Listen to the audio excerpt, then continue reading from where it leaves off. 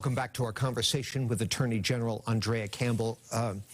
Andrea, we're 2.5 years since the enactment of the police reform law. That's right. Is it working? And to the extent it isn't working, what's not working?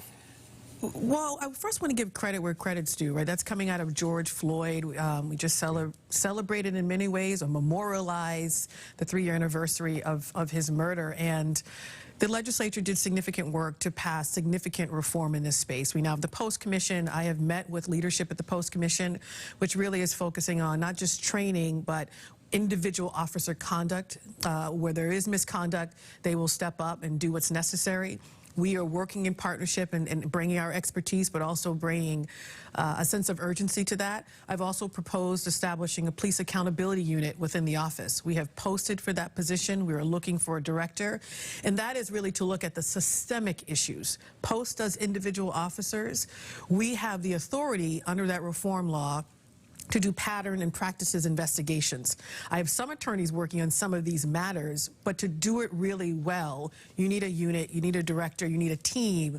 And so I'm excited for the possibilities of this new unit to look at systemic reform at police departments across the Commonwealth. Well, I'm sorry. With what possible outcome? Would this accountability unit generate information that might then form policy proposals or, Absolutely. or indicate some type of legal action by your office? The range of responsibility within the unit is significant. So I've met with law enforcement, chiefs of police, and I continue to do that stakeholder outreach to say, one, how do we share best practices? There are some departments who are doing training really well. There are some departments who are diversifying their departments really well. There are some departments that don't have misconduct, have a culture within their department of if anything is going wrong, to report it, and then, of course, to hold folks accountable. How do we share best practices? Our office is statewide. We have the ability to do that.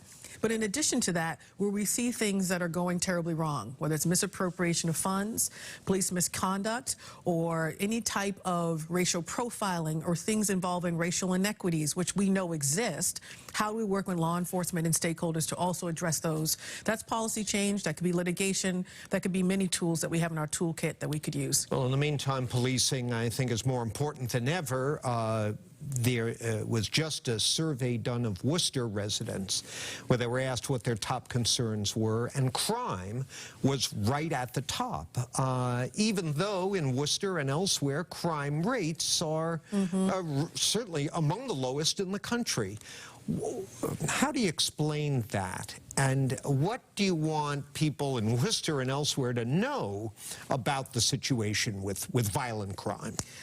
One is, I live in Mattapan in Boston, and we still have, of course, incidents of violence in Boston as in other communities as well, that regardless of whether the rates are up or down, people don't care. If there is one incident of violence in their community, they are very concerned. We want to take that on. So the other piece that we're proposing is a gun violence prevention unit. They go hand in hand. Both of these positions are posted.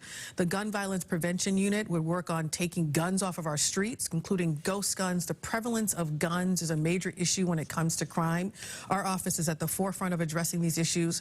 In addition to that, how do we support and invest in community-based organizations that are breaking cycles of violence? There are a whole host of organizations doing that need investment. We can support that. So as we are looking to reduce crime, which we can do, how do we also make sure that the entities or the stakeholders or the police departments or law enforcement that respond to crime are not perpetuating racial disparities or racial injustice?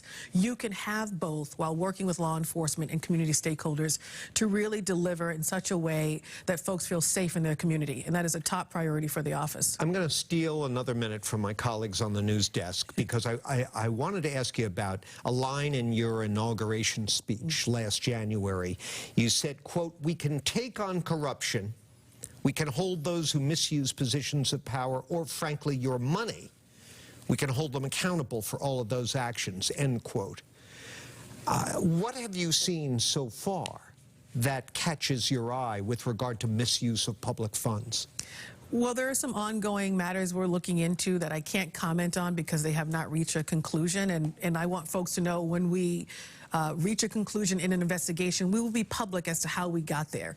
Regarding governmental accountability, public corruption, we've started an internal working group to address government accountability. That means abuse of power, that means misappropriation of funds, that means taking on criminal legal reform. There's a whole host of issues. So we are focused on what is our agenda when it comes to government accountability. No one is above the law. I stress that as a candidate. I still believe that to be true. People want accountability. They care about safety, but they also care about public corruption. So we're going to work really hard on all of these issues. It's a tall order, but I'm up for the challenge, and I have the best team, let me tell you, the best team to work with to get things done. We'll look forward to seeing what you come up with. Thank you very much for joining us. Thank you. Please come back again soon. Absolutely. Thank you.